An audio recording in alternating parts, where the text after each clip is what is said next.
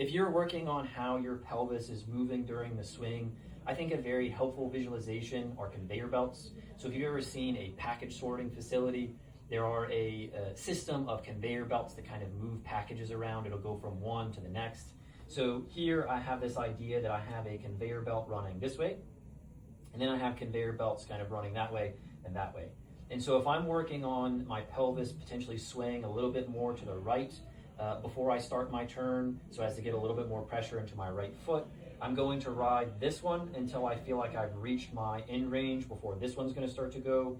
And again, this isn't where I'm trying to move to, it's just how I'm moving or in what direction I'm moving. So my actual range might be something like this. This is just laid on the ground again to kind of help me with my directions. So I'm going to sway over a little bit towards my right foot before it starts to go back. I can practice that a few times before I start moving the club. Make sure I ride this one first and then that one, and then I can start with kind of a small swing, go right and then back and then through, and then I can do the same thing on the follow through, or sorry, into the downswing.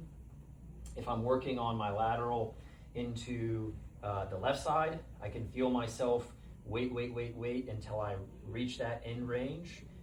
Or potentially if I'm trying to get less weight forward, if I'm trying to get my hips to rotate back a little bit quicker, I can move that range in and think about hitting the conveyor belt running this way a little bit quicker so as to get my pelvis more open instead of weight forward. But typically my struggle is I'm going to get that left hip back potentially just a hair too soon, and I like to feel that I kind of ride down this conveyor belt just a hair longer. So again, I'm going to feel that out.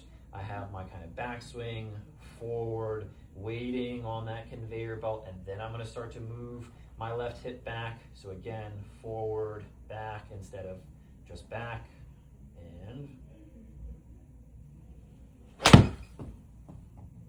so that would be me kind of so focused on how the pelvis is moving. I didn't really focus on what was happening with the club head, but I feel like that was pretty successful in terms of getting here instead of opening up too quickly. So if I do the same thing and kind of focus a little bit more on the target as I'm doing this, again, I would consider that last one a pass, but I might want to, as I get better and better at it, start to figure out how it's going to fold into the rest of the swing.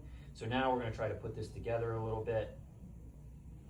And I feel like I did a pretty good job. I got into my right foot, or at least felt like I did pretty good, and then got over, waited on it, let the club catch up, and then move that left hip.